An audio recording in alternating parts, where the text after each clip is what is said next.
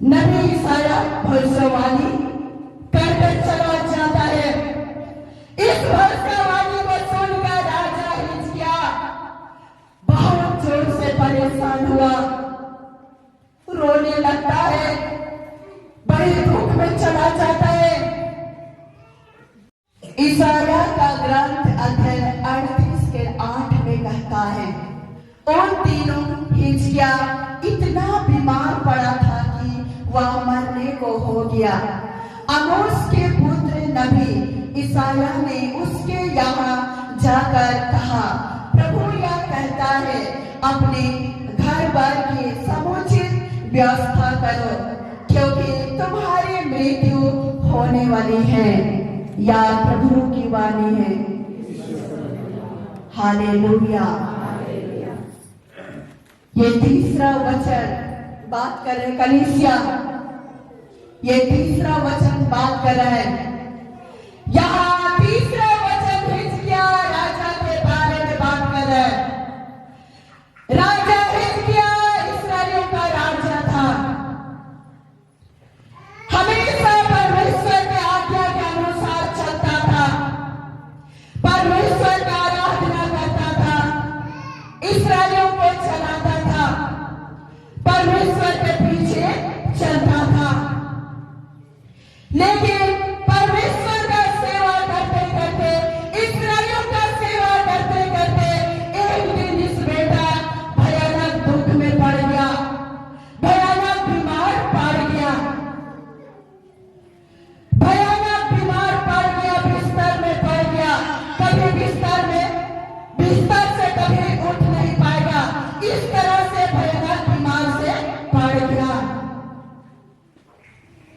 अब इस बेटा का बीमारी को परमेश्वर ने देखा और आमोस का बेटा नबी ईसाया को भेजा, नबी ईसाया को भेजा, जाओ बेटा राजा हिजकिया के लिए भविष्यवाणी कर दो, उस बेटा का मृत्यु होने वाला है।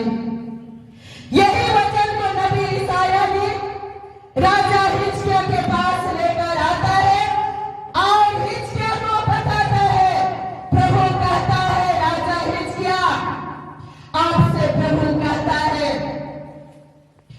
अपने घर पर व्यवस्था कर लो, क्योंकि तुम्हारी मृत्यु होने वाली है। इस तरह से नबी ईसाया भविष्यवाणी करकर चला जाता है। इस भविष्यवाणी को सुनकर राजा हिजकिया बहुत जोर से परेशान हुआ, रोने लगता है, बड़े दुख में चला जाता है। और राजा हिजकिया ने हिम्मत नहीं हारा, हताश नहीं हुआ, निराश नहीं हुआ, इस बीमारी का सामना किया, इस परीक्षा का सामना किया, इस दुख का सामना किया और मंदिर के दीवार के पास गया, दीवार की ओर मुंह के बल में गया, घुटनी देकर मुंह दिखाया दीवार की ओर और घुटनी के बल में परमेश्वर से बातें किया, परमेश्वर को बुलाया, परमेश्वर मुझ पर दया कर, तू जैसा चाहा वैसा मैं तेरा सेवा करता रहा, मैं जीना चाहता हूं परमेश्वर, मैं इस्राएलियों को फिर से चलाना चाहता हूं, मैं जीना चाहता हूं, मुझे इस बीमारी से चंगाई कर, मुझे आजाद कर, मैं जीना चाहता हूं, मैं तेरे मार्ग में चल रहा हूं, तू जैसा चाहा वैसा मैं तेरा सेवा करता रहा। मेरा सेवा को याद कर परमेश्वर, मेरा सच्चाई को, मेरा कार्य को याद कर परमेश्वर, मुझ पर दया कर, मैं जीना चाहता हूं, मैं इस्राएलियों को फिर से चलाना चाहता हूं, मैं तेरा सेवा करना चाहता हूं।